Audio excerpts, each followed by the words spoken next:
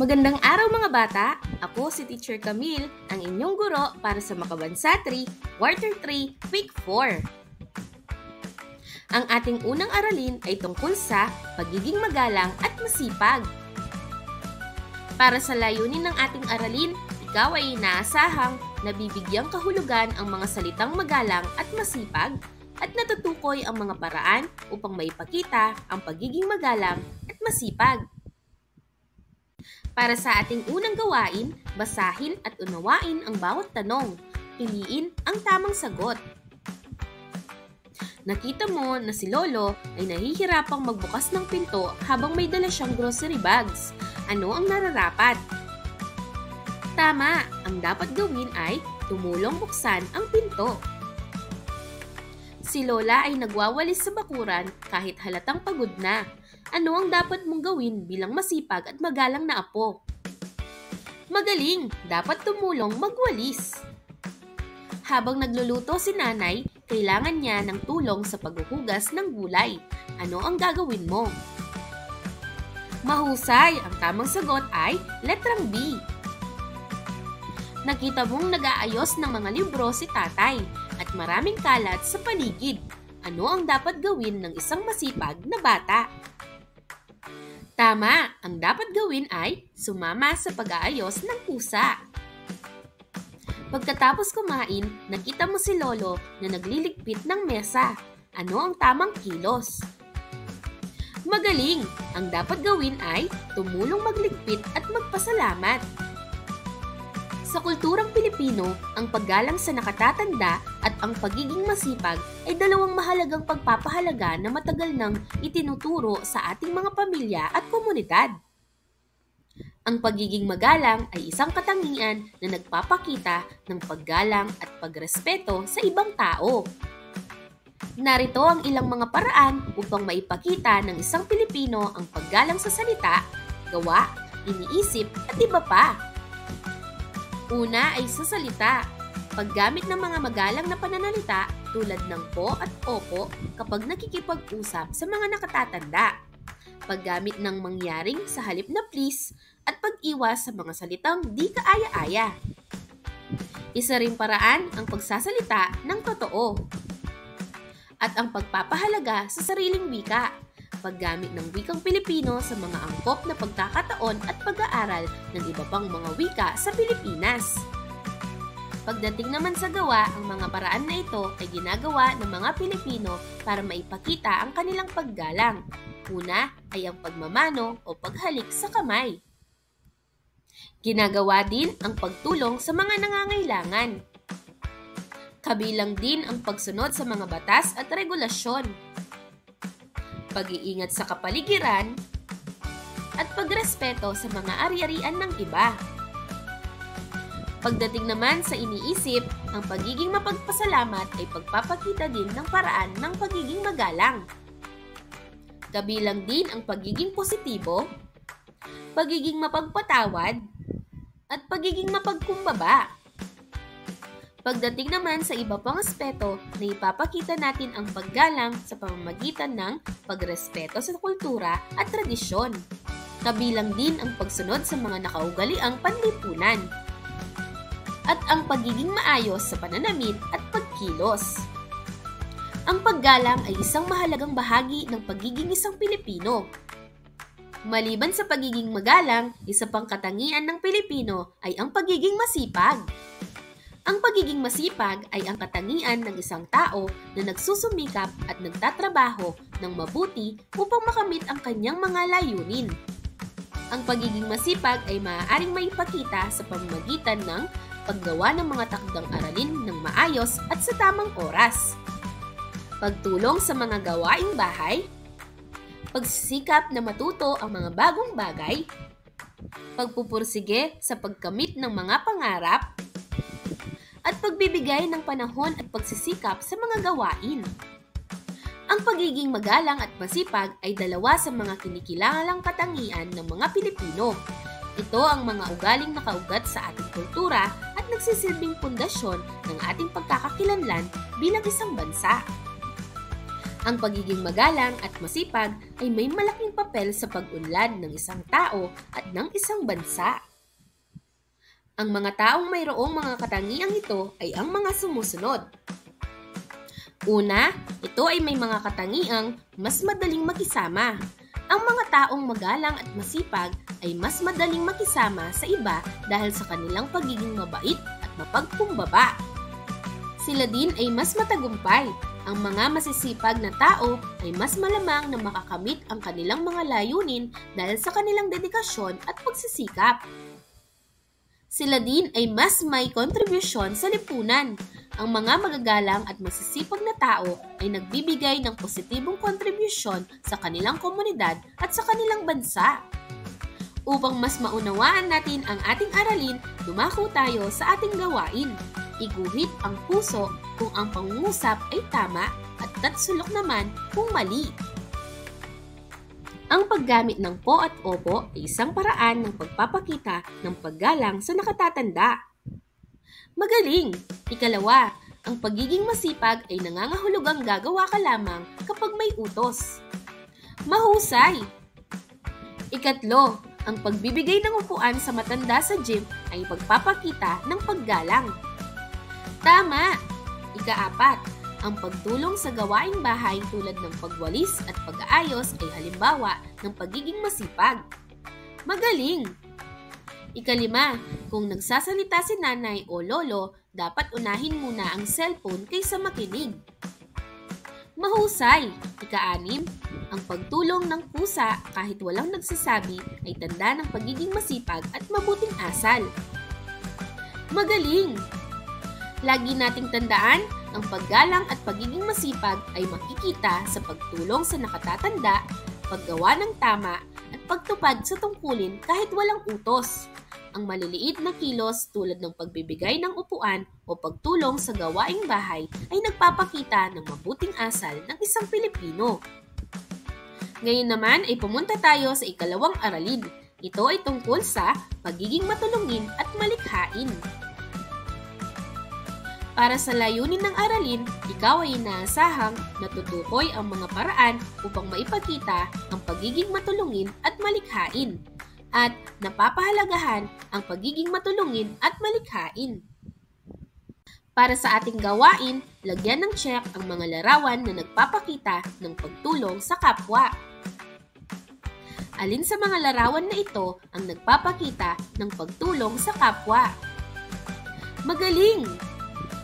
Ang pagiging matulungin ay tumutukoy sa pagiging handang tumulong sa iba nang walang hinihintay na kapalit. Ito ay isang katangian ng isang taong may malasakit sa kapwa at nagnanais na magbahagi ng kanyang oras, talento o mga resources upang makatulong sa iba. Narito ang mga halimbawa ng pagiging matulungin. Una, pagtulong sa mga nangangailangan tulad ng mga matatanda, mga bata at mga taong may kapansanan. Pagbibigay ng tulong sa mga biktima ng kalamidad. Pagbobolontaryo sa mga proyekto ng komunidad. Pagtulong sa mga kaklase o kasamahan sa trabaho. At pagbabahagi ng mga kaalaman at kasanayan sa iba. Bahagi ng pagiging matulungin ang espiritu ng bayanihan. Ngayon, mas alamin pa natin ang ibig sabihin ng bayanihan, ang espiritu ng pagkakaisa ng mga Pilipino. Ang bayanihan ay isang natatanging katangiang Pilipino na naglalarawan ng kusang pagtutulungan ng mga tao upang makamit ang isang karaniwang layunin. Ito ay higit pa sa simpleng pagtulong sa kapwa.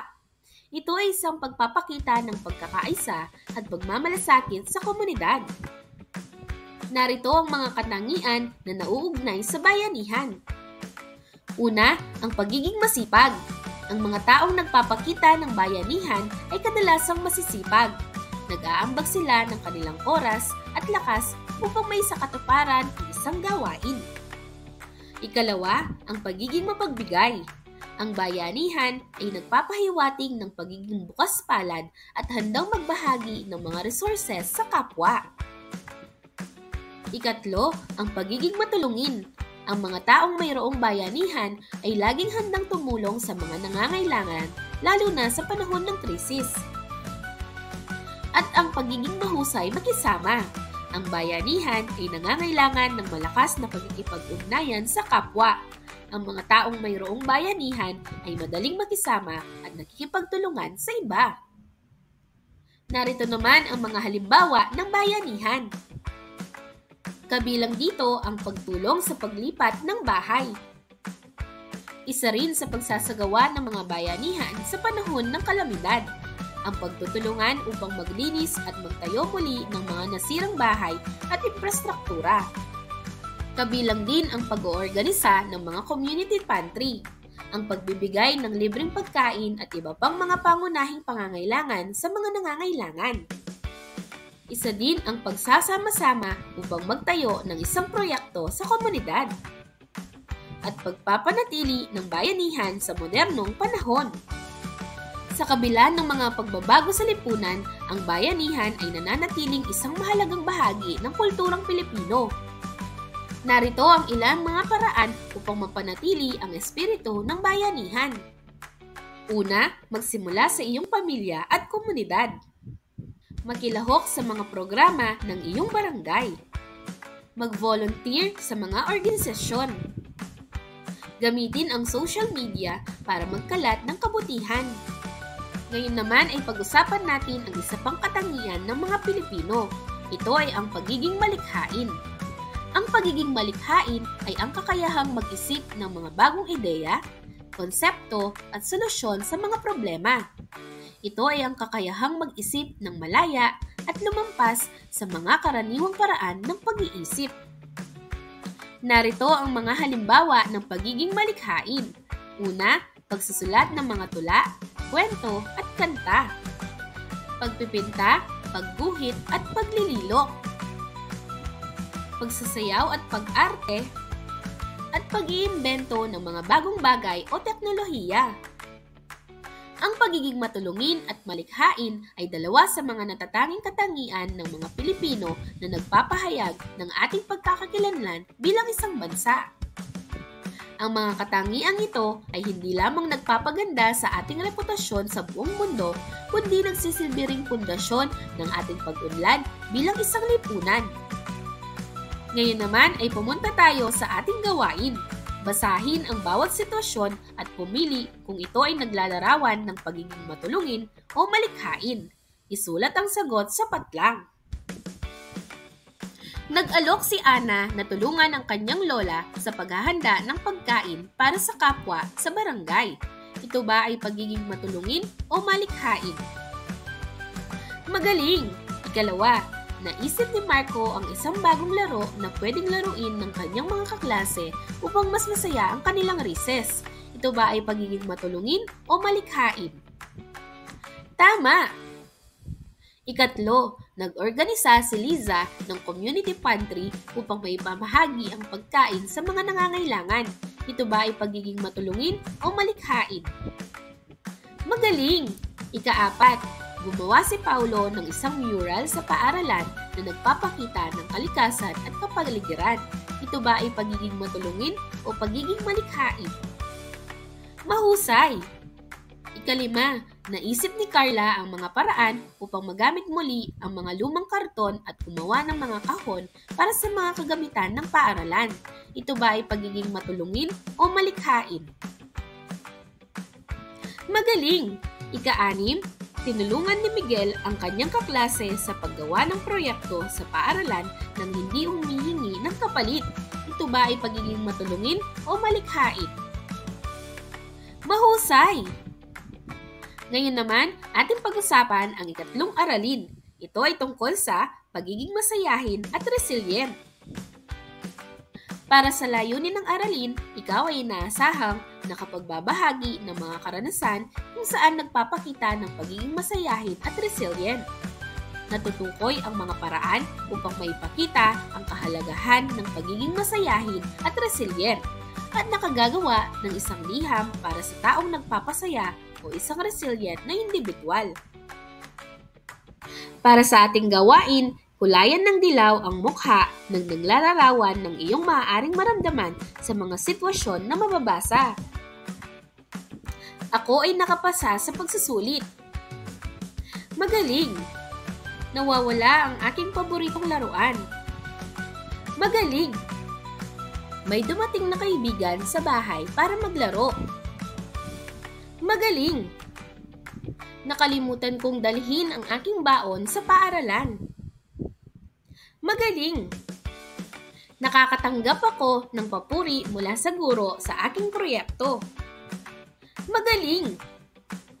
Ang pagiging masayahin ay isa sa mga kilalang katangian ng mga Pilipino. Sa kabila ng mga pagsubok na ating kinakaharap, mayroon tayong kakaibang kakayahan na ngumiti at magpasalamat sa mga simpleng bagay. Ngunit, ano nga ba ang kahalagahan ng pagiging masayahin sa ating kultura at pagkakakilanlan bilang mga Pilipino? Narito ang mga kahalagahan nito. Una, ang pagiging masayahin bilang isang depensa. Marahil ay isa sa mga dahilan kung bakit tayo masayahin ay dahil ito na rin ang naging depensa natin sa mga pagsubok. Sa kasaysayan, nakaranas ang Pilipinas ng maraming paghihirap mula sa kolonyalismo hanggang sa mga natural na kalamidad. Ngunit sa kabila ng lahat ng ito, nanatili tayong masayahin. Ang pagiging positibo ay naging isang paraan upang tayo ay makabangon at magpatuloy. Isa din sa mga dahilan ang pagiging masayahin bilang panlipunang panangga. Ang pagiging masayahin ay nakakatulong din sa ating mga pakikipag-ugnayan sa ibang tao. Kapag tayo ay masaya, mas madali para sa atin na makisama sa iba at bumuo ng relasyon.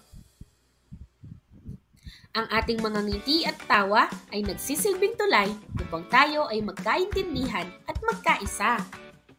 Kabilang din sa mga dahilan ang pagiging masayahin bilang pambansang identidad. Sa buong mundo, kilala ang mga Pilipino sa kanilang pagiging masayahin. Ito ay isa sa mga bagay na nagpapakilala sa atin bilang isang bansa. Ang ating pagiging masayahin ay isang bahagi ng ating kultura at tradisyon na dapat nating ipagmalaki. Karagdagan pa, ang mga Pilipino ay kilala rin sa pagkakaroon ng espiritu ng pagiging resilient. Ang resilient sa Tagalog ay maaaring isaling bilang matatag, matibay, mabilis makabangon, o malakas ang loob. Ang salitang resilient ay tumutukoy sa kakayahan ng isang tao, hayop o sistema na mabilis makabangon mula sa pagsubok, pagkabigo o mga sakuna. Ang mga Pilipino ay kilala sa buong mundo dahil sa kanilang resiliency o kakayahang makabangon mula sa pagsubok, lalo na sa panahon ng mga sakuna. Sa kabila ng madalas na pagtama ng mga bagyo, lindol at iba pang kalamidad, ang mga Pilipino ay nagpapakita ng hindi matatawarang katatagan at pagkakaisa. Narito ang ilang dahilan kung bakit napaka-resilient nating mga Pilipino. Una, bayanihan. Pagiging positibong pananaw, malakas na pananampalataya, at kakayahang mag-adapt. Ang resiliency ng mga Pilipino ay isang testamento sa ating lakas at pagkakaisa. Sa pamamagitan ng pagpapalakas ng ating mga komunidad at pagsuporta sa isa't isa, maaari nating malampasan ang anumang hamon na ating kaharapin. Ngayon naman, para sa inyong output, gumawa ng isang liham para sa taong nagbibigay saya sa iyo o sa isang kakilala mo na napaka-resilient. Narito ang rubric para sa pagbibigay puntos. Para sa ating ika-4 na aralin, ito ay tungkol sa pagiging matapang at mapagpatuloy o hospitable. Para sa layunin ng aralin, ikaw ay inaasahang nakapagbabahagi ng mga karanasan kung saan nagpapakita ng pagiging matapang, natutukoy ang mga paraan upang maipakita ang kahalagahan ng pagiging matapang at nakagagawa ng isang liham papuri para sa isang bayaning lokal.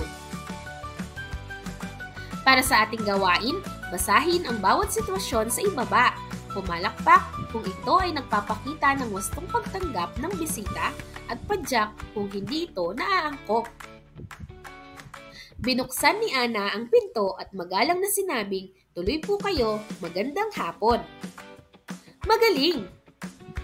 Dumating ang bisita, ngunit hindi pinansin ni Marco dahil abala siya sa paglalaro ng cellphone. Mahusay! Inalok ni Jessa ang bisita ng upuan upang maging komportable habang naghihintay. Magaling! Pagpasok ng bisita, agad na nagtanong si Lito, "Gusto po ba ninyo ng tubig o kape?" Mahusay! Hinatid ni Carla ang bisita palabas at nagpasalamat sa pagpunta bago ito umalis. Magaling!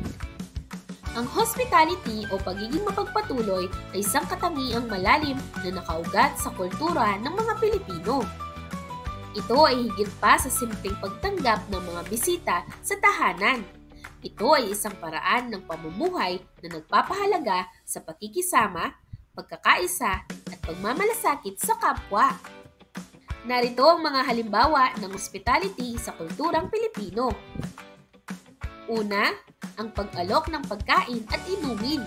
Ang pag-alok ng pagkain at inumin sa mga bisita ay isang tanda ng paggalang at pagmamahal. Ikalawa, ang pagbibigay ng matutuluyan. Ang pagbibigay ng matutuluyan para sa bisita ay isang paraan ng pagpapakita ng pag-aalala sa kanilang paginhawaan. Ikatlo, ang pagsama sa mga aktibidad. Ang pag-imbita sa mga bisita na sumali sa mga aktibidad ng pamilya o komunidad ay isang paraan ng pagpaparamdam sa kanila na kabilang sila. Isa rin sa mga katangian ng isang Pilipino ay ang pagiging matapang. Ang katapangan ay isa sa mga pinakakilalang katangian ng mga Pilipino. Mula sa panahon ng mga ninuno hanggang sa kasalukuyan, patuloy na pinapatunayan ng mga Pilipino ang kanilang katapangan sa harap ng mga pagsubok at hamon. Bakit mahalaga ang katapangan? Tara, alamin natin ito. Ang katapangan ay nagbibigay daan sa atin upang una, harapin ang mga takot. Ang mga matatapang na tao ay hindi natatakot harapin ang kanilang mga takot. Ikalawa, magsakripisyo para sa iba. Ang mga bayani ay nagsakripisyo ng kanilang sarili para sa kapakanan ng iba. Ikatlo, magtaguyod ng mga paniniwala. Ang mga matatapang na tao ay naninindigan sa kanilang mga paniniwala kahit na may mga pumipigil sa kanila. At ang ikaapat, malagpasan ang mga pagsubok. Ang katapangan ay nagbibigay sa atin ng lakas upang malampasan ang mga paghihirap. Paano natin mapapahalagahan ang katapangan ng mga Pilipino? Narito ang mga ilang paraan upang maipakita natin ang pagpapahalaga dito. Una, ang pag-aaral ng kasaysayan. Mahalagang malaman natin ang mga kwento ng ating mga bayani upang mas maintindihan natin ang kanilang mga sakripisyo. Ikalawa, pagpaparating ng pasasalamat. Maaari tayong magpasalamat sa mga bayani sa pamamagitan ng pagdalo sa mga pagdiriwang at pag-alala sa kanilang mga nagawa. Ikatlo, pagpapakita ng katapangan sa ating sariling buhay. Maaari nating tularan ang kanilang katapangan sa pamamagitan ng pagharap sa mga hamon sa ating buhay. At ang ikaapat, pag-iwas sa mga negatibong impluwensya. Ang pag-iwas sa mga negatibong impluwensya ay makakatulong sa atin na maging mas positibo at matapang. Upang mas maunawain natin ang ating aralin, dumako tayo sa ating gawain. Basahin ang bawat sitwasyon. Isulat ang tama kung nagpapakita ito ng katapangan at mali kung hindi. Si Ana ay takot sumagot sa klase, pero nagtaas siya ng kamay at sumagot. Ito ba ay tama o mali? Magaling! Ikalawa, si Ben ay nakita ang kaibigang nadapa pero hindi niya tinulungan kahit gusto niya sana. Mahusay! Ikatlo, magalang na sinabi ni Carla na hindi tama ang pang-aasar ng kaklase sa kanya. Magaling! Ikaapat, si Junjun ay natatakot sa dilim pero pumunta siya sa kusina para kumuha ng tubig. Mahusay! Ikalima, nakakita si Lito ng bag at agad niya itong itinago sa kanyang bahay. Magaling! Ika-anim, Natatakot si Maria sa injection, pero nagpa-injection siya para maging malusog. Mahusay! Lagi nating tandaan, ang mga Pilipino ay kilala sa pagiging magalang, masipag, matulungin, malikhain, masayahin, matatag, matapang, at mapagpatuloy. Dahil sa mga katangiang ito, nagagawa nating magtulungan, magbigay galang, at maging masaya kahit may mga pagsubok. Ito ay nagpapakita kung gaano kaganda ang ugali at puso ng mga Pilipino. Maraming salamat sa pakikinig mga bata. Ako si Teacher Camille. Hanggang sa muli!